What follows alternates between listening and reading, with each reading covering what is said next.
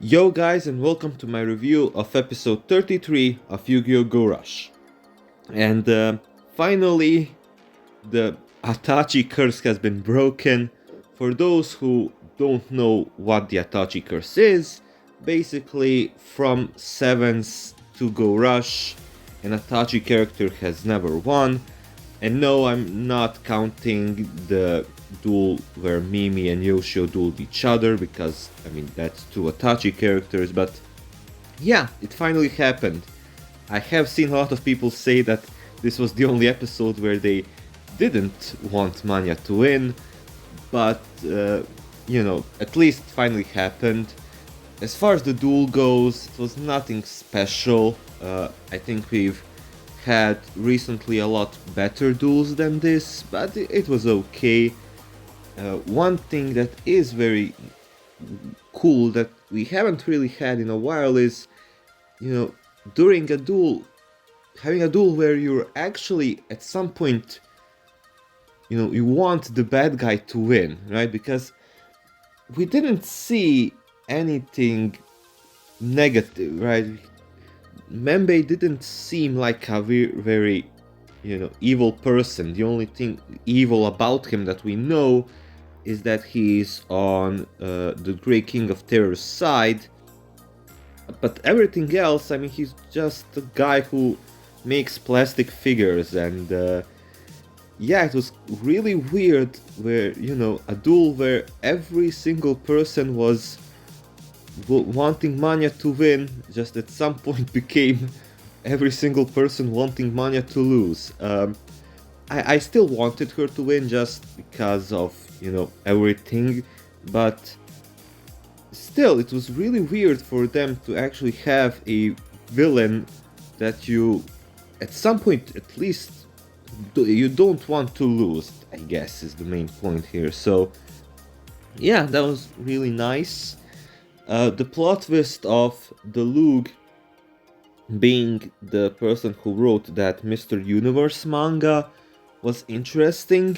I don't know what they're gonna do with that information. There is obviously a connection with Luke in 7th, because Luke wrote the Luke Man manga, so that all makes sense, but I don't know what this would do.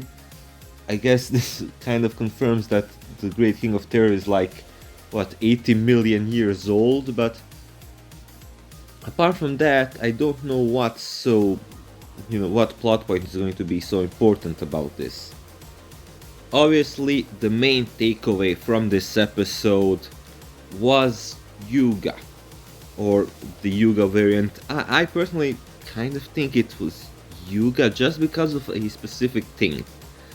I don't know, I feel like if it was a variant, then everything with Goha Yuna wouldn't make sense, right? How would the variant have 7th Road Magician?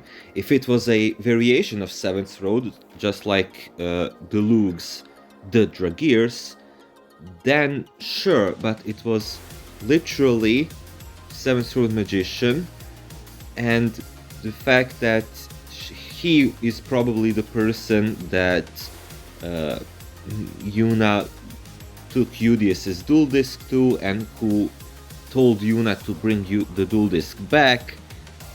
It makes sense, right? And seeing as she went to him and asked him to make a card again, it kind of just makes total sense for it to be him. And if it was the variant, it wouldn't mean as much. Also, I don't know if the variant would react to her saying the Lug. And you could say, oh well, that's a name that just sounds similar to Luke, why would Yuga react to it? Because of the, as I said 2 weeks ago, the way that it's written, the star and then Lug, right? If when Yuna says it, the Lug, Yuga instantly connects it to the Luke Man, so I just currently can't see it being the variant, because it wouldn't make sense from everything that we know, unless the person that gave Yuna 7's road is a completely different person, but it just feels like that's him, right? So yeah, we'll see. I also am very curious what the dialogue between London and Nyandastar is gonna be. Why? Because it seemed like she was going to bring the pack and the cards to them, but London stopped her. I'm going to guess that London asked for the cards so that in 2 weeks he's going to, because we know in 2 weeks he's going to be dueling the Great King. He could ask Nyandastar to give him the cards there and then, you know, use them against the Great King, but I don't know, we'll see.